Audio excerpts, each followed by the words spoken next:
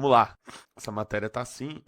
Diz o seguinte, do Estadão. Renan aposta em vaquinha, base do MBL, e Faria Lima para disputar 2026 sem máquina partidária. Esse Faria Lima eu discordo totalmente. E eu fiz até um comentário sobre isso. Peraí que não abriu, não, direito a matéria. O Estadão sempre tem um paywall reforçado, né? Eles colocaram aposta em Faria Lima. Eles até justificaram o porquê que eles colocaram isso, de alguma forma. Não vou ser injusto com eles. Que eles monitoraram quantas vezes o Renan esteve em agendas de mercado financeiro, seja podcasts, etc. Mas eu não digo que isso é uma aposta, né?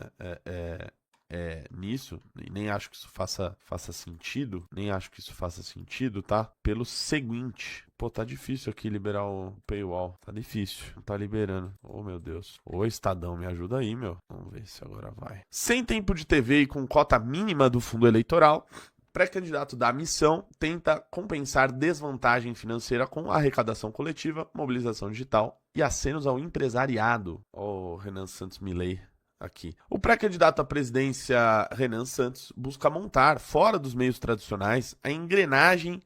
Deixa eu dar mais um aqui para todos lerem juntos. A engrenagem de sua campanha para 2026. Sem tempo de TV, com acesso apenas à cota mínima do fundo eleitoral e fora das estruturas dos grandes partidos, o presidenciável lidera o financiamento coletivo eleitoral e aposta na mobilização da base do MBL para reduzir a desvantagem em relação aos principais adversários. Em paralelo, tenta ampliar a interlocução com empresários e investidores da Faria Lima em meio ao desgaste de Flávio Bolsonaro. Essa distância em relação aos principais adversários aparece na divisão do fundo eleitoral. O fundo eleitoral, o PL vai ficar com 881 milhões, o PT com 615, a Missão caberão 3 milhões. O valor correspondente à cota mínima destinada igualmente aos partidos com estatuto registrado no TSE. A quantia representa apenas uma fração do teto de gastos da campanha eleitoral fixado em 133 milhões, tá, rapaziada? Isso aqui é o que Flávio Bolsonaro e que Lula vão colocar na campanha declarado, tá? Isso aqui é o declarado deles. É foda. A diferença decorre das regras de distribuição do fundo eleitoral, que levam em conta o desempenho dos partidos nas eleições anteriores e a força das siglas no Congresso. Lançado como projeto partidário pelo MBL em 2023, registrado apenas em 2025, a Missão não disputou a eleição de 2022, por isso ficou restrito à parcela mínima dos recursos públicos. Beleza.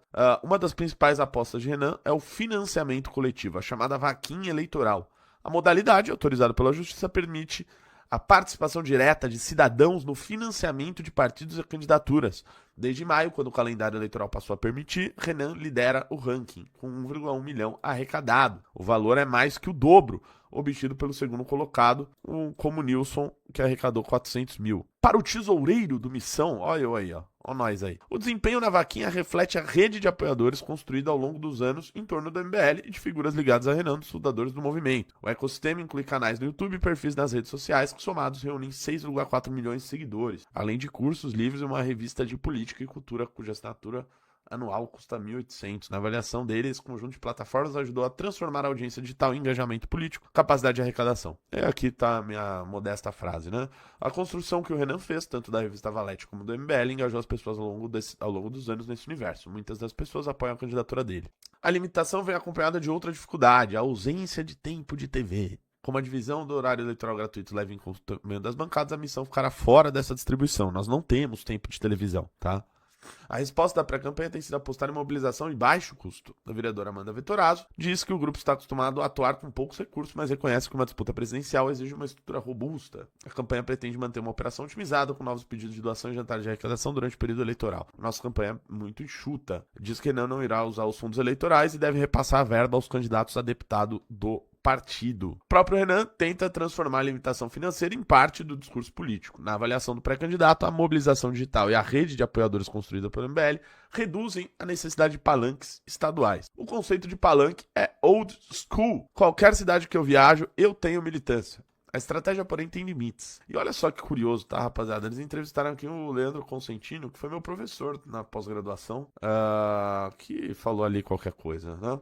Além da mobilização, o Renan tenta abrir espaço junto ao empresariado. O levantamento do Estadão identificou cerca de 32 participações em eventos com empresários da Faria Lima, Centro Financeiro de São Paulo, e em podcasts ligados ao mercado. A movimentação busca dar musculatura política para a campanha apresentar presencial aos setores que ainda avaliam alternativas à direita para 2026. Por que isso, né, rapaziada? Porque o Renan, ele é o pré-candidato que se expõe, né? Então, você não vai esperar isso do Flávio Bolsonaro. Por quê? Porque o Flávio Bolsonaro, a campanha dele consiste em você ficar quieto o máximo possível, fique quieto o máximo possível, fale menos o máximo possível e tente ir pro segundo turno contra o Lula. E aposte na rejeição dele. Essa é a única estratégia. É a única estratégia de Flávio Bolsonaro. Não existe outra. Então, é óbvio que, se você comparar as participações do Renan em qualquer setor da sociedade, desde mercado financeiro a qualquer outra coisa, o Renan ele vai ter a participação muito alta se comparado aos demais. Por quê? Porque ele está se expondo, que é o que os outros não fazem. E por que os outros não fazem isso? Porque não interessa a eles falar. O objetivo deles é falar o menos possível. A aproximação ocorre em meio ao desgaste de Flávio Bolsonaro com parte desse segmento. Tal. Empresários ouvidos sob reserva afirmam que o episódio tornou a figura de Flávio tóxica por parte do mercado. O caso expôs uma fragilidade da pré-candidatura não apenas pelo episódio em si, mas pelo risco de novos desgastes envolvendo o senador e seu histórico político.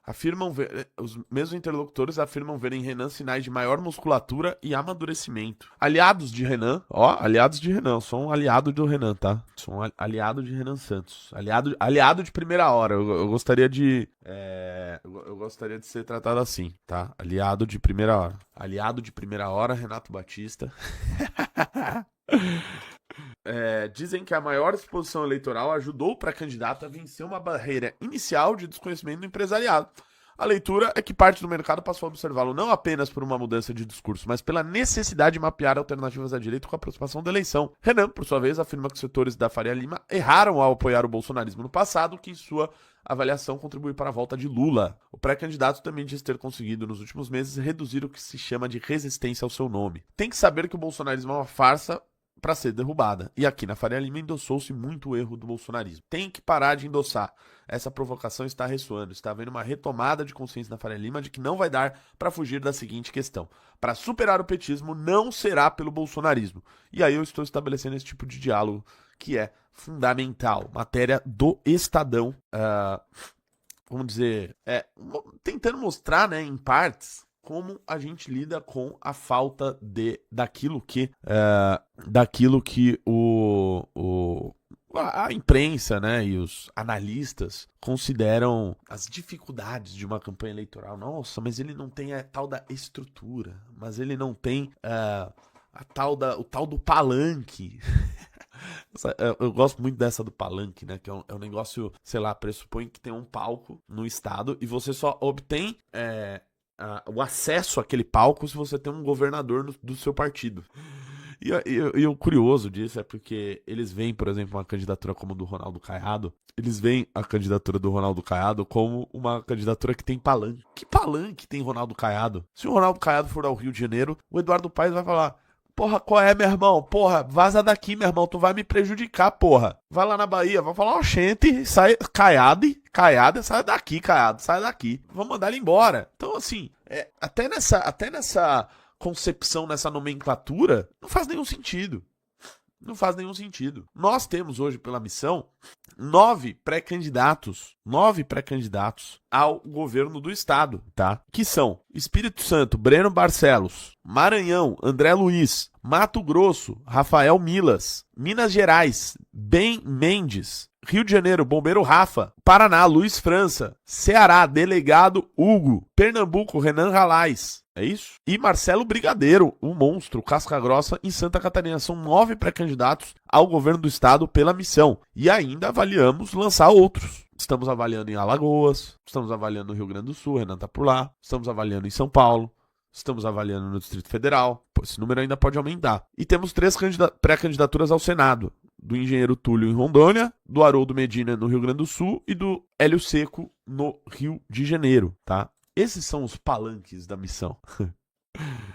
Os palanques da missão são esses. Os palanques da missão são os happy hours que a gente realiza em qualquer cidade que a gente tiver e que vai ter mais de centena de pessoas, independente de onde a gente esteja. Esses são os nossos palanques, esses são os palanques de Renan Santos. Acreditar que o Zema, ele tem um palanque em São Paulo porque o Novo apoia o Tarcísio, desculpa, isso é uma ilusão. Isso é uma ilusão. E veja, o Novo saiu de praticamente todas as disputas majoritárias aí ao redor do Brasil para, em geral, apoiar o PL.